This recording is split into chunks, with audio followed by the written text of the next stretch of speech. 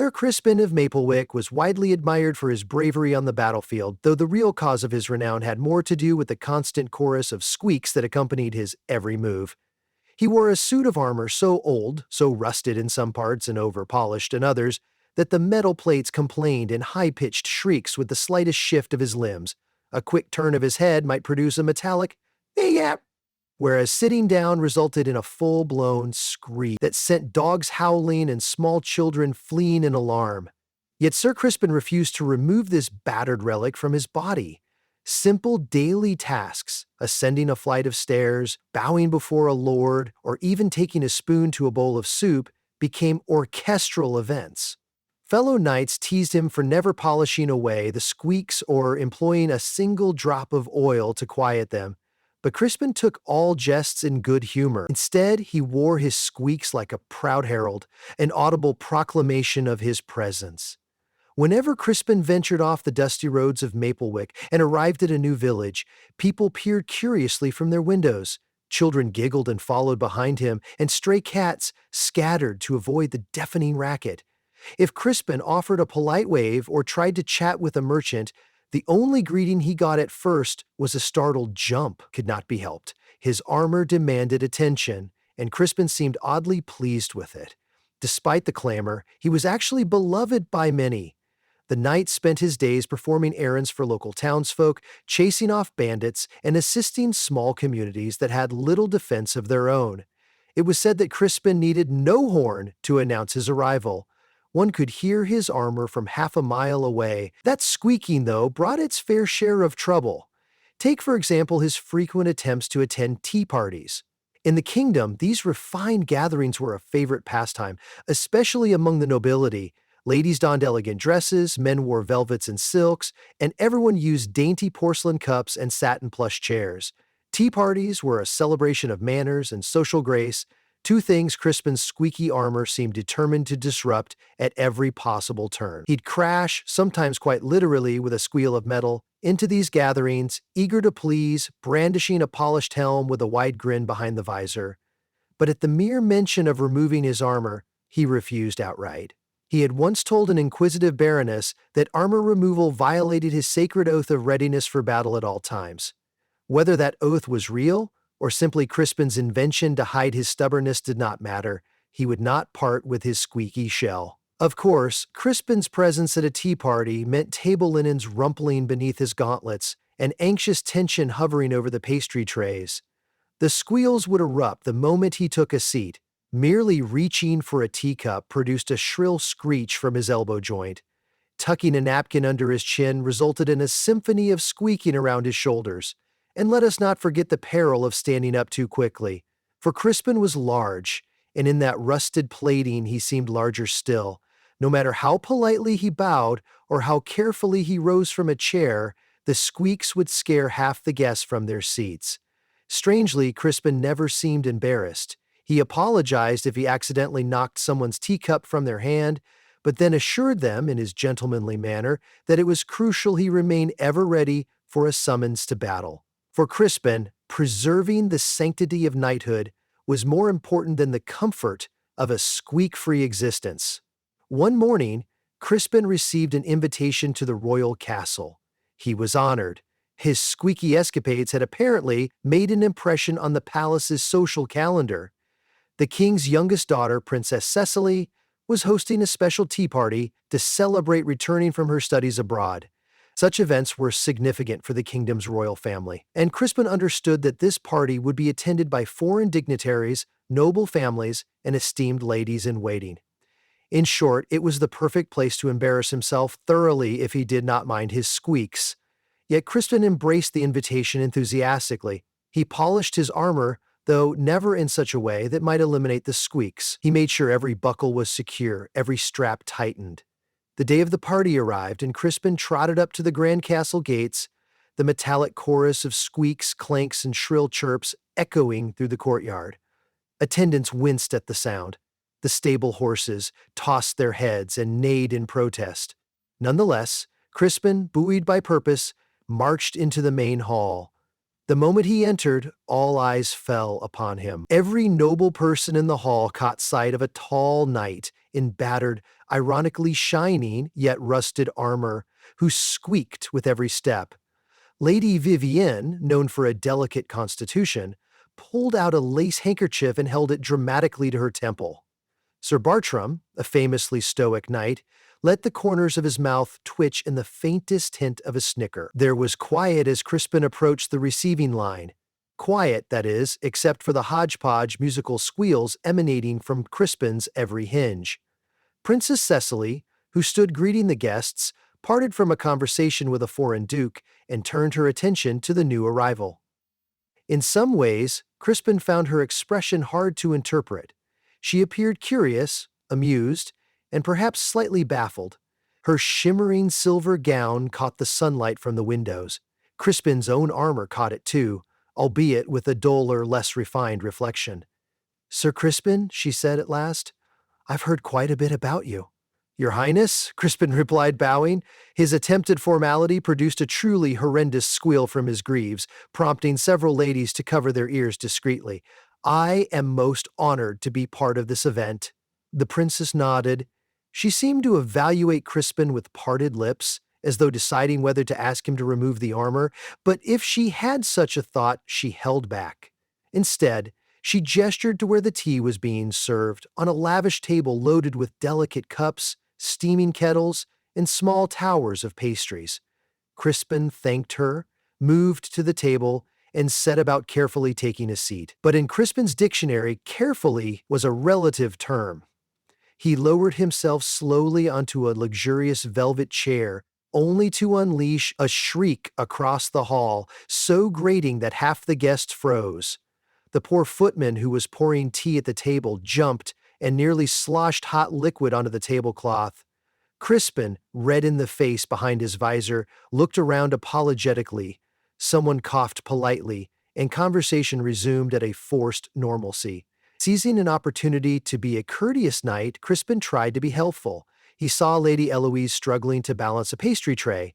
With the best of intentions, Crispin stood up to lend a hand, unleashing a loud scream, "Ow!" as he rose.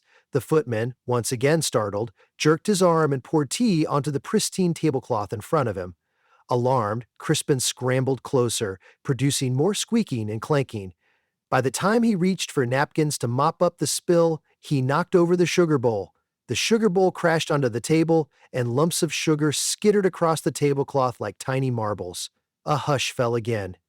Crispin froze, teetering in a half-bent position, painfully aware that any movement would bring more squeaking. Slowly he drew back. Guests near him, including Lady Eloise, eyed the lumps of sugar rolling dangerously close to the edge of the table. Some members of the royal staff rushed forward to tidy the mess.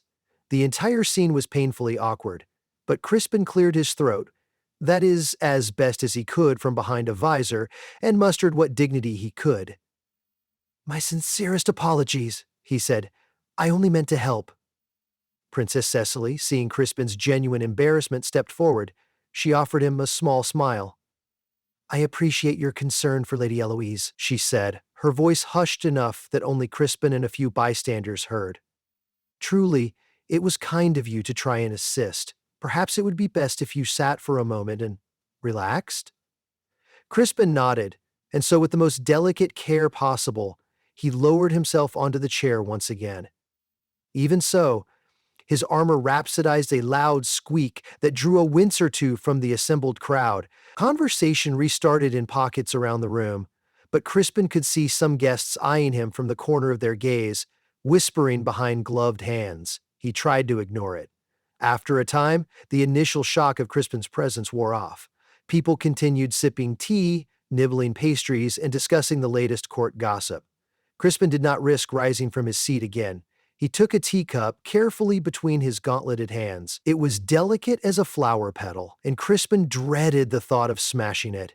He lifted his visor just a fraction, letting the steam from the tea waft into his face, and attempted to take a sip.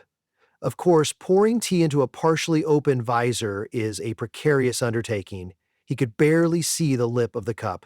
Worse, Crispin's elbow squeaked loudly whenever he angled the cup upward. The first attempt missed his mouth, and scalding tea dripped under the visor. Crispin let out a strangled yelp, quiet, but enough to produce yet another squeak from his chest plate. He tried again, and realized that without removing his helmet, properly sipping tea was near impossible.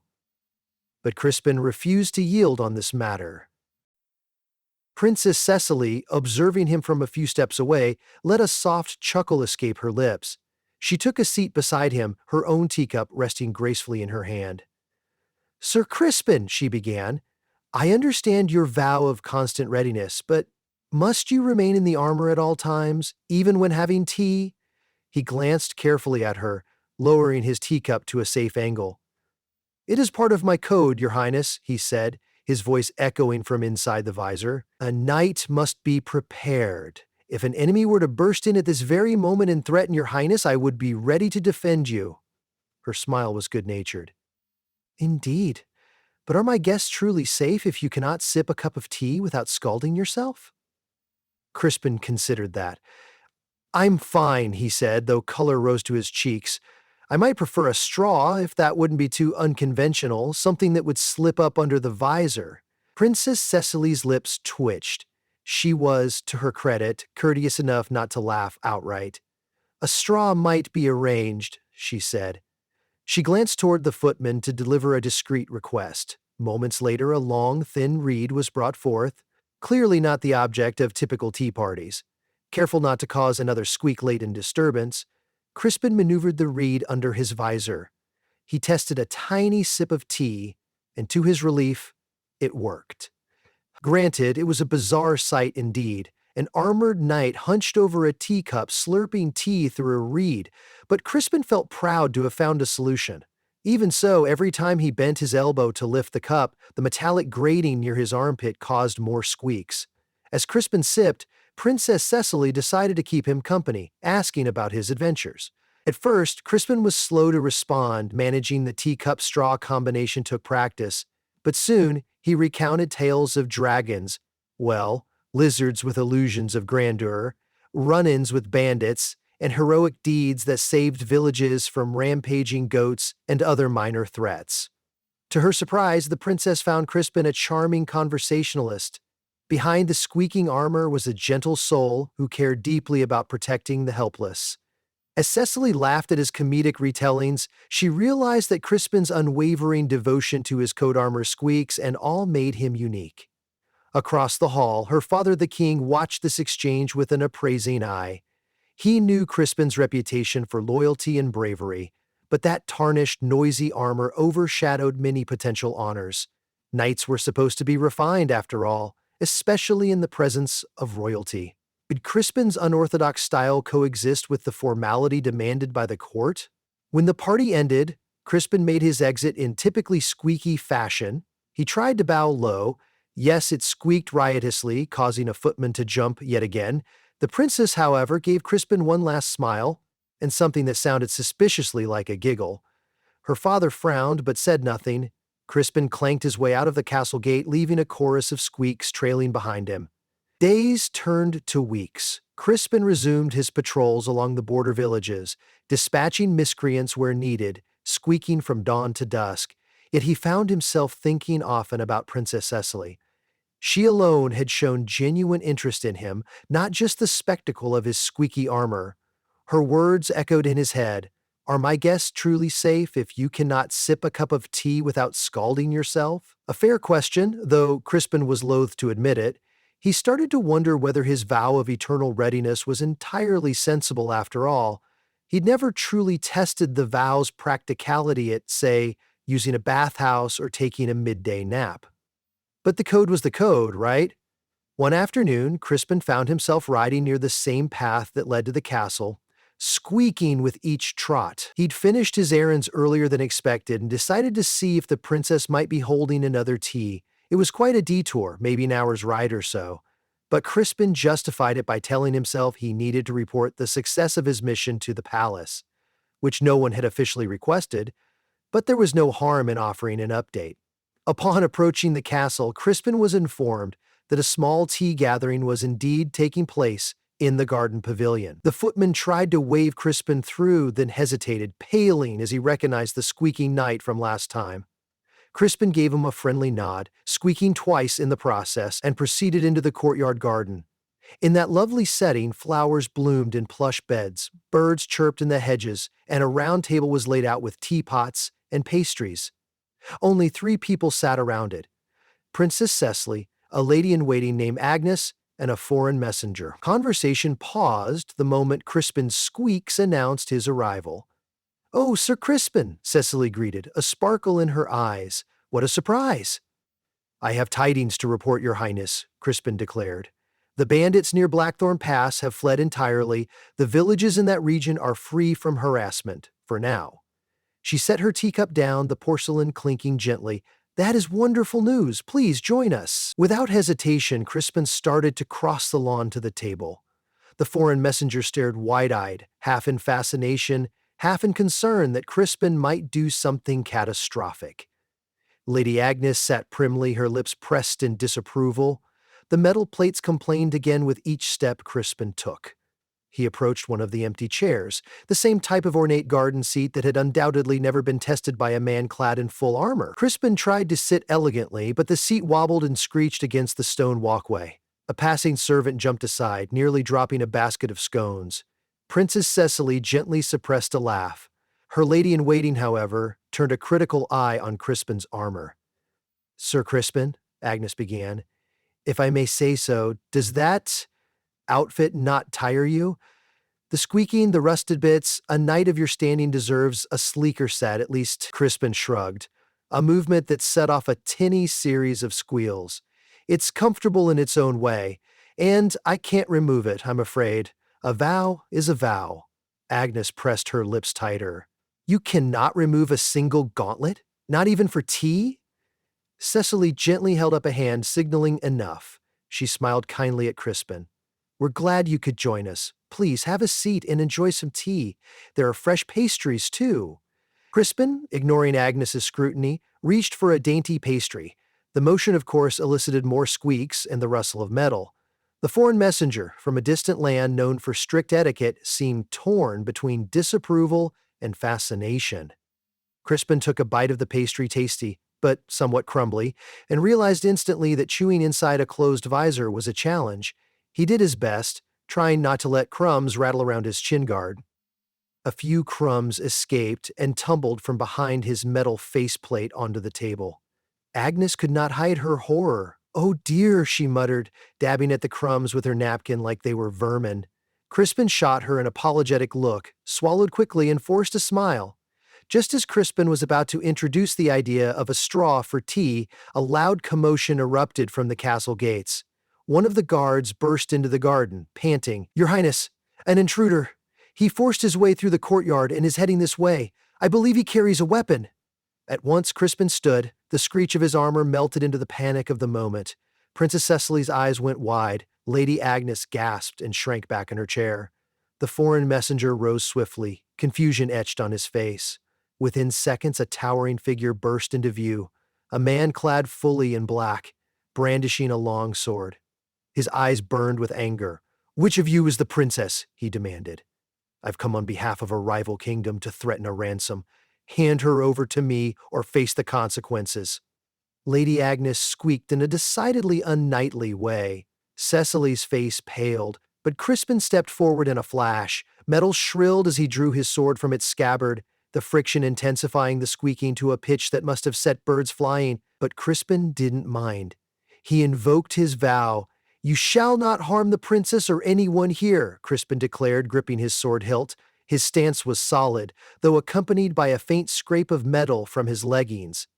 The intruder sneered at the notion of a squeaky knight offering a challenge, but Crispin wasted no time.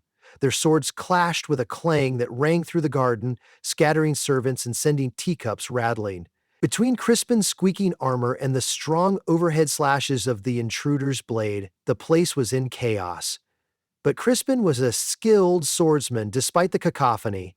He parried the intruder's strikes, squealing with each maneuver until he gained the upper hand. The intruder, distracted by how excruciating Crispin's armor sounded whenever they locked blades, found himself stepping back just to avoid the noise. In a final flurry of metal, Crispin disarmed the intruder. The man's sword clattered onto the paving stones. Crispin seized him by the arm, squeaks resounding like a furious chorus, and forced him to kneel. The castle guards rushed to restrain the would-be kidnapper. Dust motes caught the sunlight as Crispin, breathing heavily, slid his sword back into its scabbard with a defiant squeal. The garden fell into stunned silence. Even Agnes looked at Crispin with something close to awe. Princess Cecily slowly stood, her expression grateful and relieved. Before the guards hauled the intruder off, Crispin gave her a small, respectful bow. This time the squeak seemed almost triumphant, as if the armor itself were cheering for victory. In the aftermath, Crispin found himself standing awkwardly in the wrecked tea scene. Chairs were overturned, teacups lay in disarray, and the pastry tray had been knocked askew.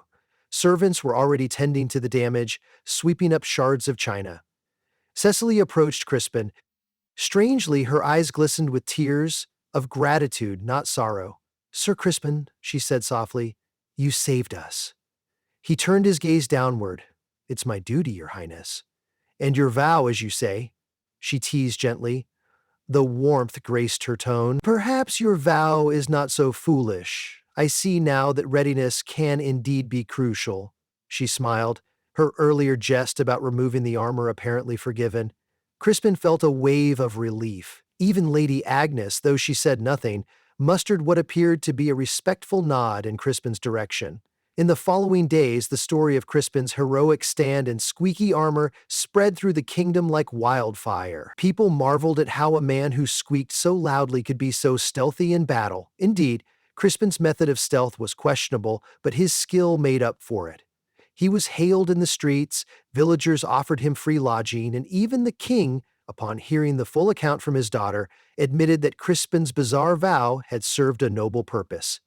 Princess Cecily started inviting Crispin to more casual engagements at the king, so impressed with Crispin's unwavering loyalty, allowed it. Occasionally, Crispin partook in an archery competition, still wearing armor, which caused squeaks whenever he drew the bow, but he performed well. Other times, he would patrol the courtyard, happily squeaking away with knights who no longer teased him mercilessly. Crispin never removed the armor in their presence. It had become part of his persona. One afternoon, an idea struck the princess. She requested Crispin meet her in the castle courtyard. When he arrived, rattling and squeaking as usual, he found her standing beside the royal blacksmith, a man named Giles, as broad as 3 Crispins put together, though Crispin doubted Giles's arms would fit into Crispin's armor. Cicely offered Crispin a measured look. "Sir Crispin, you have proven that your readiness is vital, but—" She paused. "I wondered if perhaps you could preserve your vow without inflicting quite so many squeaks upon the unsuspecting ears of the kingdom." Crispin cocked his helmeted head. "You mean, remedy the squeaks?" "A compromise," offered Giles, crossing his arms. "I can rework some of the hinges, strengthen the plates, maybe add a new lining. You won't have to remove your armor entirely, but we can do the modifications piece by piece while others remain on, so you're still effectively armed at all times." Crispin hesitated. "But the squeaks have always been part of me. What if they are my good luck? If I quiet them, will I lose my identity?" Princess Cecily stepped closer. "I admire your uniqueness, Crispin, yet I also think of all the moments your squeaks have caused you trouble. Remember the tea spills, the startled footman, the sugar bowl fiasco? You don't need to become silent, simply slightly less deafening." Crispin considered. He reflexively moved his arms, producing a small chirp in protest. Deep down, he realized he had become accustomed to the squeaks in a way that sometimes overshadowed the essence of knighthood. The vow, at its core, was about protecting those who needed his shield. It didn't have to mean squeaking like a wagon wheel in perpetual need of grease. "All right," Crispin finally conceded. "Let's do it.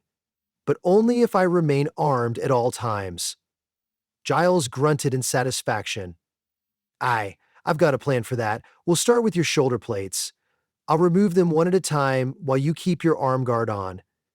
Bit unorthodox, but we'll manage." For days, Crispin underwent a series of incremental adjustments. Giles hammered out dents, replaced rusted rivets, and applied a special oil that smoothed the most abrasive joints. Crispin discovered that the modifications didn't betray his code after all, for he still wore most of the armor, while any single piece was momentarily off.